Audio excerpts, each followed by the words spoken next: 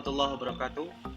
Kita kembali ke soal yang kemarin pada pertemuan sebelumnya saya bagikan ke rekan-rekan belajar fisika terapan. Ada 4 soal yang kemarin saya share ke Anda semua dan mungkin sudah Anda kerjakan. Maka pada kesempatan kali ini kita akan coba mencocokkan atau kita kaji bersama soal-soal yang kemarin dibagikan. Ada 4 soal. Yang pertama, seperti dapat set, mungkin langsung saja ke soal nomor pertama. Sebuah kapal bergerak dengan kecepatan rata-rata 40 meter per sekon selama 5 sekon. Yang ditanya adalah jarak tempuh kapal. Jarak tempuh kapal dengan kecepatan 40 meter per sekon dapat kita hitung dengan cara mengalihkan kecepatan rata-rata yang ada 40 meter per sekon dikali waktu tempuh 5 sekon, maka diperoleh jarak yang ditempuh kapal setelah bergerak 5 sekon adalah 200 meter.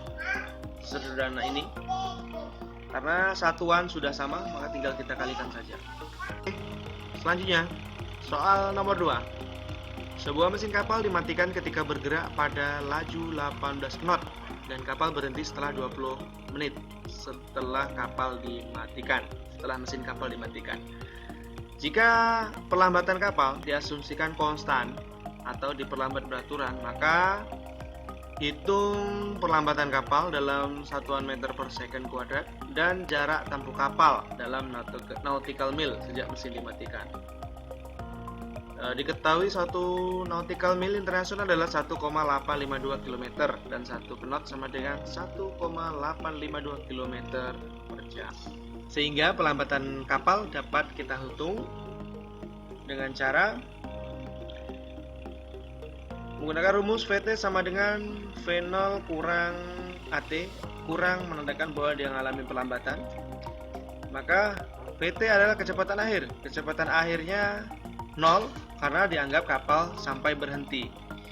Terus kecepatan awal dari mulai mesin dimatikan itu 18 knot dikonversi ke dalam satuan meter per second dikurang A adalah pelambatan yang akan kita hitung dikali waktu yang diperlukan hingga sampai berhenti 20 menit dikonversi ke dalam second 20 dikali 60 sehingga pelambatan totalnya adalah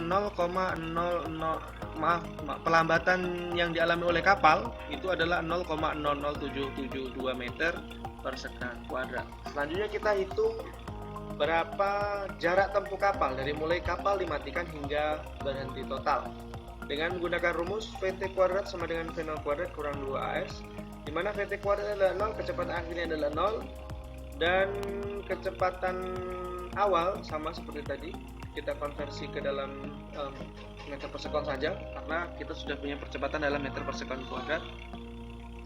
Kita masukkan seluruhnya, maka S akhirnya adalah kita kuadratkan, kita masukkan nilainya, diperolehlah jaraknya adalah 5.938,2 meter. Oke, ini 1 meter karena diminta adalah dalam nautical mil, maka kita konversi ke dalam nautical mil kembali dengan membaginya dengan 1,852 km, maka diperoleh 3,2 mil. Kita lanjutkan soal yang selanjutnya, nomor 3. Sebuah benda jatuh dari keadaan diam. Ini seperti buah kelapa jatuh gitu ya. Itulah kecepatan setelah jatuh selama 4 detik dari jarak tempuh selama waktu tersebut ya. Dan jarak tempuhnya ya, berarti kecepatan setelah 4 sekon dan jarak tempuh selama waktu 4 sekon.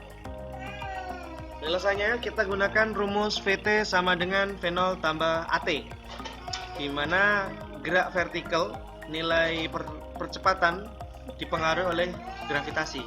Kita ambil nilai gravitasinya adalah 9,81. Maka VT sama dengan V0 tambah GT, di mana kecepatan awal karena posisi awal adalah diam, maka 0 ditambah dengan 9,81 kali 4 sekon, maka diperoleh kecepatan pada saat T 4 sekon adalah 39,24 meter per sekon.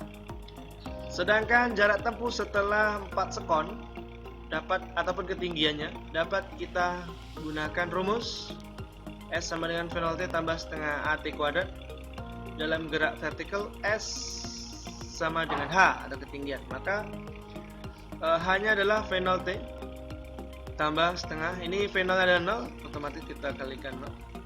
0 kali 4 berapapun, ini hasilnya pasti 0 ya.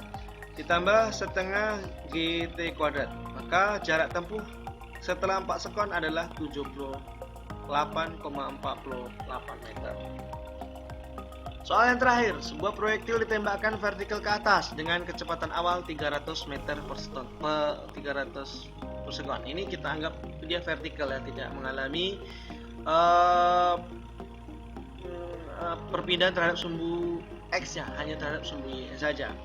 Maka kecepatan setelah mencapai 20 sekon ini karena ditembakkan vertikal ke atas, maka dia mengalami perlambatan. Maka kita dapat hitung kecepatan setelah 20 sekon dengan cara V0 nya ada 300 dikali gravitasi, maka kecepatan pada detik ke 20 ya, itu adalah 103,8. Ini menunjukkan dia mengalami perlambatan. Yang semula kecepatannya adalah 300, maka bertukar atau berkurang menjadi 103,8 setelah dia bergerak 20 sekon. Ketinggian di atas tanah setelah 20 sekon. Nah, ini berapa jaraknya? Sama dengan H tadi ya. H sama dengan V0 T tambah setengah GT kuadrat. Hanya saja di sini mengalami perlambatan ya. Maka 300 kali 20 sekon ditambah setengah kali 9,8 kali 20. Ini ada sedikit kesalahan. Ini salah nih. Kenapa kok bisa ditambah ini? Ini harusnya dikurang. Ini nggak apa-apa ya. Ini hanya saja salah. Kita dapat lihat ini sebetulnya tandanya ini kurang. Dapat kita lihat dari sini. Ini 300 kali 200 itu 6.000 ya. 6.000 dikurang angka yang sebelah sini pengalian, maka hasilnya adalah ketinggiannya adalah 4.000. Ini tandanya minus ya, sorry. Terus soal yang poin 3, waktu yang diperlukan untuk mencapai puncak. Waktu untuk mencapai puncak ketinggian maksimum yang dapat dicapai oleh peluru, maka dapat kita hitung dengan cara seperti berikut. 0 kali 300, ini rumusnya adalah V0 sama dengan VT sama dengan V0 dikurang AT ya, AT. T-nya yang kita ingin cari. Kapan kecepatan proyektil saat tadi menjadi 0? Artinya dia ketika itu sampai ke puncak. Ketika sampai ke puncak, otomatis kecepatannya itu menjadi 0. Nah, itulah waktu yang diperlukan untuk sampai ke puncak. Sehingga T yang diperlukan adalah 300 per 9,81. Silakan dibagi sendiri. Untuk soal yang terakhir, waktu untuk mencapai ketinggian maksimum adalah ini hasilnya tadi ya, 30,18 second ya. Setelah dibagi, maka kita dapat menghitung ketinggian maksimumnya ya.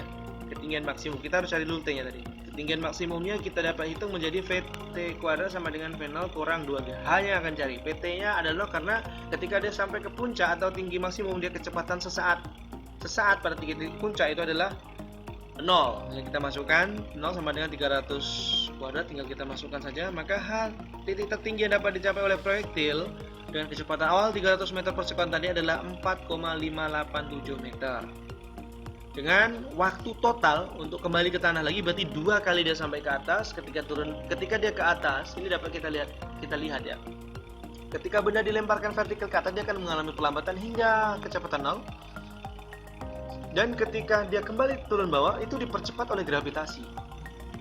Sehingga waktu yang diperlukan ke bawah juga akan sama. Sehingga waktu total yang diperlukan untuk proyektil tadi sampai ke atas dan kembali ke bawah adalah 2 kali waktu mencapai puncak.